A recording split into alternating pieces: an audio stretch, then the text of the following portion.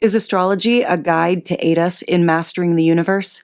This is the Cosmic Community Podcast with Galactic Ambassador Stacey Dredd. Hey everyone, thanks for being tuned in to KPOV 88.9 FM, your high desert community radio in Bend, Oregon. I hope you're having a good day. This is Stacey Dredd, Galactic Ambassador in the Cosmic Community.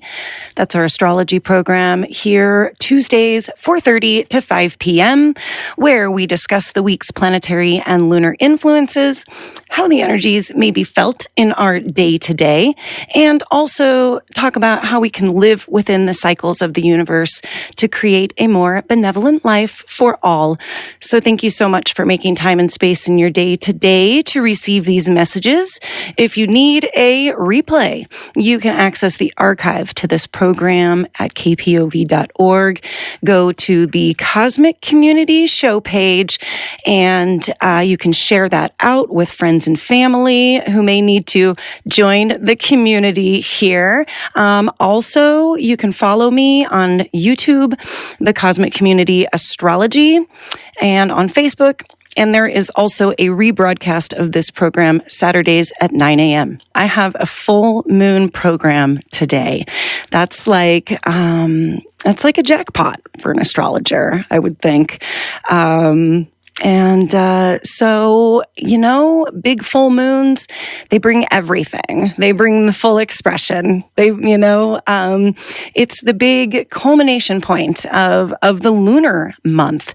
We make our new intentions, set our, thoughts and goals for the next lunar cycle coming up at the new moon. And when the full moons come around, we can see that playing out in our lives. So whatever it is that you set your new intentions on 2 weeks ago at the new moon, you're going to start seeing maybe some things coming around from that. That was a new moon in Pisces. We have the full moon in Virgo today. So the new moon was back on February 19th. If you can think about, things that you were planning, maybe goals you were setting, things you were intending to do for the next month. And then the big culmination point comes, the full moon, and we get all this bright light shined everywhere on our lives, and it's the illumination point.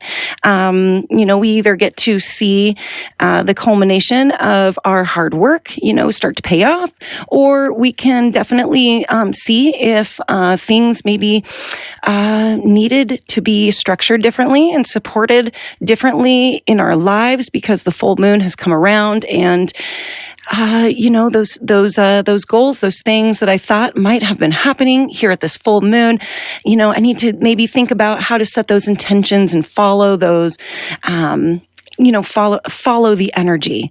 And so that's what we do here with the astrology. We really want to follow the energy, go where it feels good, and use the cycles, to manifest things in our lives, to make our life be what we want it to be. And these are, small things, big things, and things all along the spectrum. So, when we're thinking about astrology or the way that things are affecting us because of the astrological energies, there is a lot at play there. And some things can be subtle and some things can come out really strong. So these energies are certainly not felt in the same way for everyone, but we are deep in Pisces season. The sun is on this full moon day almost at 17 degrees. The moon just under 17 degrees of Virgo. The Pisces-Virgo axis is always a sensitive one. Pisces is a water sign, is a very sensitive sign, very much known for being empathetic and compassionate and being aware of emotion. And Pisces also represents the 12th sign of the zodiac. We have 12 signs in the zodiac going from 1 to 12, and each of them build off of each other. And we work our way through the astrological wheel because each sign holds within it something that is going to come in handy once you enter the next sign. sign. And so Pisces is the last sign of the zodiac. We are looking forward at new beginnings. Pisces is all about endings. It's the last sign of the zodiac. We are closing cycles and looking into the future, not looking into the past. We are looking into the future at, those new things that are going to start as soon as these cycles have ended. Virgo, the moon is in Virgo, making us feel all those Virgo things. Virgo is the sign of organization, lists, cleaning, but mostly service-oriented sign. This is where Virgo energy really helps us to get down on some services that we need in our own life, whether that be that cleaning aspect of Virgo, that's physical cleaning, that is spiritual cleaning, that is a cleaning of, of all the different plates that we have. We have mental versions of ourselves, the mind, we can maybe need a moment to clear out and to clean, the way that our mind is working or flowing. And so Virgo offers us this beautiful moment to serve ourselves by starting fresh, or to serve others is really what Virgo is about. It's about serving other people and serving the community. And so we could have a strong desire, a pull when the moon is moving through Virgo, to be of service. And this could be, come out in lots of different ways. So where can you be of a little more service to the community, to the idea of checking some things off of the to-do list? Virgos love to check things off of the to-do list, but it's not all about just checking things off the to-do list, because every time that a Virgo checks something off of the to-do list, they add something to it as well.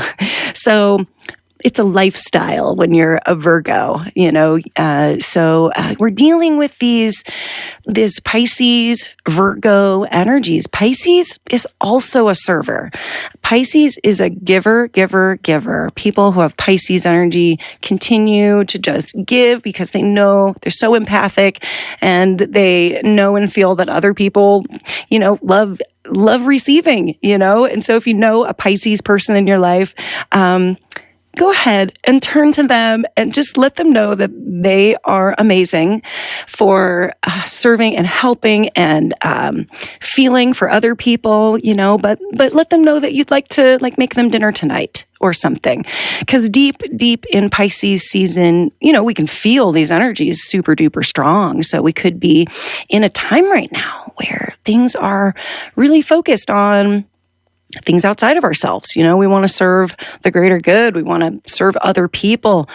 Pisces energy can sometimes give a little too much even. So that's something that needs to be watched out for when you're dealing with all of this strong emotional energy, is not to give too much to where it takes away from your own ability to care for yourself or to keep going into the future, right? So we're talking about, not working too hard that you make yourself sick. That's also a Virgo theme, is that we serve others, and we forget about ourselves a little bit. We forget about ourselves a lot, actually. And then all of a sudden, we're sick and we don't know why. And we've just pushed so hard that, all of that energy is gone. So there is some type of discipline that needs to come into play with Virgo also, because, we don't want to give too much of ourselves that other people take advantage of that, right? But at the same time, we want to be vulnerable enough to give. And so it's kind of a fine line, right? So also, today we have this full moon. And so you look in your own natal birth chart at 16, 7, 16 to 17 degrees of Pisces and 16 to 17 degrees of Virgo. This is also going to be affecting those other two mutable signs, that is Gemini and Sagittarius.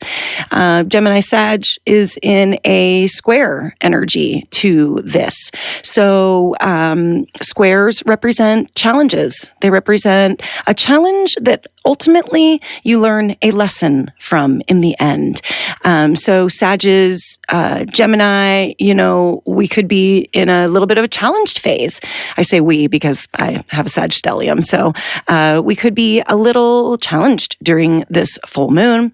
It could feel like a lot. It could feel like unstable. And that is normally, really, really okay with mutable signs. Mutable signs, I'll just back out of that a little bit and explain what a mutable sign is. There are 3 different types of categories of these signs. There's mutable, there is fixed, and then there is cardinal. And 4 signs for each of those. And Pisces, Virgo, Gemini, Sag are all mutable signs, which means the word mutable, that kind of entails that you're okay with change. You're flexible, able to make changes easily, and it's not going to have a huge effect on your day or your life or whatever. Your mutable signs are generally the most flexible signs. And then you've got a fixed signs. That is Aquarius, Scorpio, Leo, Taurus. And these 4 signs, they offer a fixed energy, which means that they don't like to change as much. They like things to stay stable. They like things to stay the way that they are. And that is super comfortable for people, for Taurus, Aquarius, Scorpio, Leo, to have things remain the same. Change is really hard for fixed signs. And then the other is cardinal. And cardinal energy is basically like the leader of the pack. This is where we make new beginnings happen. This is where we take leadership roles. And so Aries, Cancer, Libra, Capricorn are all of the cardinal signs, and more known for taking the first steps to do things. People in leadership positions and people not afraid to start new things. 4, 4, 4, 4, 4, 4, 4, all over my clocks here. This is Stacy Dredd, your galactic ambassador in the cosmic community. I am talking the astrology of the week. I realized, though, as I was looking some things over earlier today, that I don't think I did a February monthly breakdown. And I had been doing these monthly breakdowns like all last year. And then I did one in January and I didn't do one for February. Well, guess what? February's gone. Saturn moved into Pisces today. So we are not worried about the past anymore. It is literally a time to focus on the future. So I'm going to do just that. And I'm going to spring this on myself. And I'm going to do a total sort of off the cuff March monthly breakdown. I have my little planner here and I use the wee moon. Anybody out there that studies astrology and likes to take notes, they have these amazing planners that show you where all the planets are and where they're moving to and what side the moon is in. And it's really, really helpful. Sometimes I don't look at it for a few days, but sometimes I look at it every day. So I'm using the 2023 wee moon. So if you want to follow along, not in February anymore, moving forward to March. So I'm not going to go back to the beginning of March, because if you do want to hear about last week, you can listen to the archive program on the Cosmic Community Astrology YouTube channel. And I'm going to start just moving forward after the full moon, since I even talked about that for the first half of my show today. Although I do want to point just one more thing out about this full moon. is that it is in an extremely tense T-square with Mars. Mars is the warrior. Mars is the fighter, the argumentative one, the one that just wants to see things done now and, not have to worry about anything. And so this Mars energy is still a little challenged because Mars just has a little bit of time left in his retrograde shadow. He's been making some moves, reviewing the past, now in terms stepping forward. And by the end of March, Mars is going to be moved into the sign of Cancer. So we are looking at literally the last week or two of Mars in Gemini. It's been a long stint, like 7 months. So another little thing adding to the life of the Gemini right now. And so the next big day in March that I'm going to look at is March 11th. This is a day where the moon is in Scorpio. This is a deeply emotional sign. This is also a place where we go when we want to dig up some answers. We want to dredge up some things so that we can work through them and take care of them. Scorpio is a very deep sign, and Scorpio very much represents hypnotism, right? Like when you don't even know what your issues are and you go to the hypnotist and then all this stuff comes out. Well, when the moon is in Scorpio, that can somewhat happen. So over the weekend, we'll be dealing with this sort of hypnotized moon. And also the cosmic lovers, Venus and Mars, are in a sextile on Saturday. So that's a really good thing for relationships, for male-female energies, men and women coming together, working in harmony together. A sextile is 2 signs apart, and it is a really positive aspect. It is a flowing aspect where the energies between the 2 planets are going to be flowing and very harmonious. So Venus has just left a conjunction with Jupiter and Chiron at this point, and well on her way to her home site of Taurus. So she's kind of smelling the barn a little bit. And I just talked about how Mars is also ready to switch signs. So this is an interesting place for the cosmic lovers. They're both like kind of done with their little moments and they're ready to move on. And another thing on Saturday, the 11th of March, is a conjunction between Jupiter and Chiron. Jupiter is the largest planet in our solar system and brings a ton of energy everywhere he goes. Jupiter is the big opportunity bringer. Everywhere Jupiter goes, there's gifts, there's opportunities, there's good luck. And Chiron is our wounded healer. And Chiron is an asteroid. So if you're wondering what the heck Chiron is, it's an asteroid. And in the astrological wheel, it's the one with the little circle on the bottom and the thing that looks like a K. It almost looks like a key altogether. So I think of it as like the key to something, right? Our wounds, they're tough. Our wounds are hard and we don't want to face them. And it's really hard to be told when you have wounds. And a lot of people won't even ever go to a doctor in their entire life because they never want to ever hear that there's anything wrong with them and that they have wounds.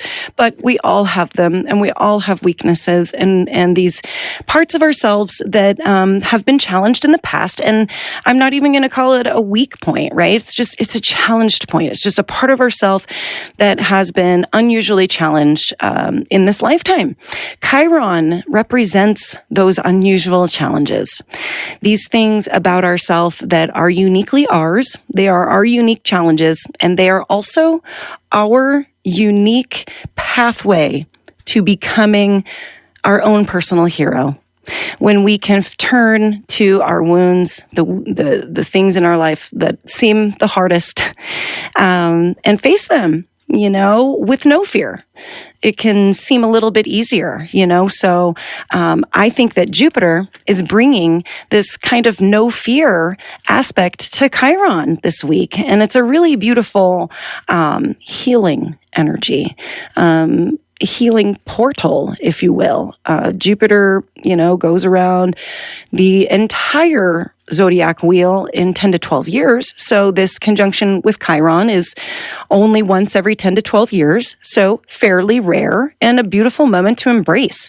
So, if you have some health things going on, you have some of these wounds, kind of coming up that we're needing to deal with, we're needing to face. They could be kind of in a bigger light over the weekend because Jupiter does bring so much light. And this is happening in the sign of Aries, and Aries is a big energy and is a fire sign. So, this could be absolutely a beautiful healing moment. It could also be a sort of a forceful healing moment. So be open to this energy this weekend, and know that good luck comes in all different kinds of ways, right? I mean, we sometimes the worst things that happen to us in our lives lead to the best things that happen to us in our lives. And so the next day in March, as I am doing this March 2023 monthly breakdown to just sort of get you thinking about these cycles, to just make you aware that this is the energy that we're looking at for the month. Saturn just moved into Pisces today. This is March 7th. So with Saturn moving into the next sign, we have shifting energies. And we've been talking, actually, a lot of astrologers have been talking about March 2023 for a long time, knowing that it was going to be this point when Pluto was going to be changing signs, moving out of Capricorn into Aquarius, a sign change that only happens once every 20 years. And then also with Saturn moving signs, Saturn takes 2.5 years to move through a sign. So not as rare, but they're happening within just a couple weeks of each other. And then also we have these personal planets shifting signs, like I said, Venus and Mars too, changing, shifting, our filters that we're working with. And so this is going to be very, very much amplified when Pluto enters the next sign of Aquarius. This is on March 23rd. This is going to be just 2 days after the new moon in Aries and also 3 days after the spring equinox.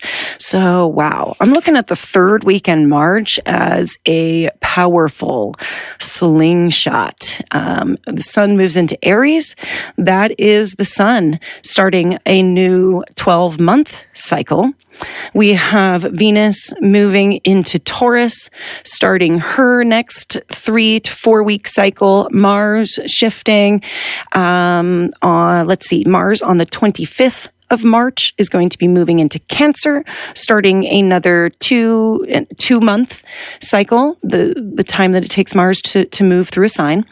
And so, wow, this third week of March is looking like if we want to start new things, if we want to focus on the future, if we are looking, because don't forget about all of this beautiful cardinal Aries energy. Aries is a cardinal sign and wants to start new things and get things moving and try new things. Aries is all about trying new things also. So, even if you're not sure, you're just trying on different outfits, this is a really good time energetically to take a look around and say, hey, what is it that I'm, wanting to interact with?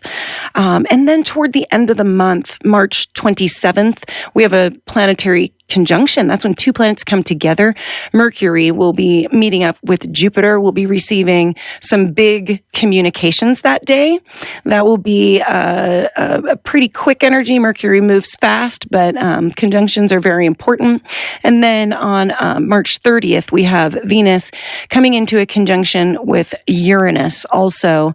And I will be talking more about those planetary alignments as they get a little bit closer. But I really appreciate you putting the time in with me today. And find a way to enjoy the full moon out there, right? Let's see. The rule is, if you're feeling a little challenged, the full moon's kind of got your energy kind of bunched up. Work to your moon, play to your moon. Where is your moon? Do your moon. So that's, I guess, my advice for the week, for the month. Do your moon. And so I will be back next Tuesday with The Cosmic Community. And this program will be rebroadcast on Saturday at 9 a.m. here on KPOV. I hope you have a good week and a good day today. And I will talk to you then. Peace. Thank you for listening to the Cosmic Community Podcast. More can be found at kpov.org/thecosmiccommunity.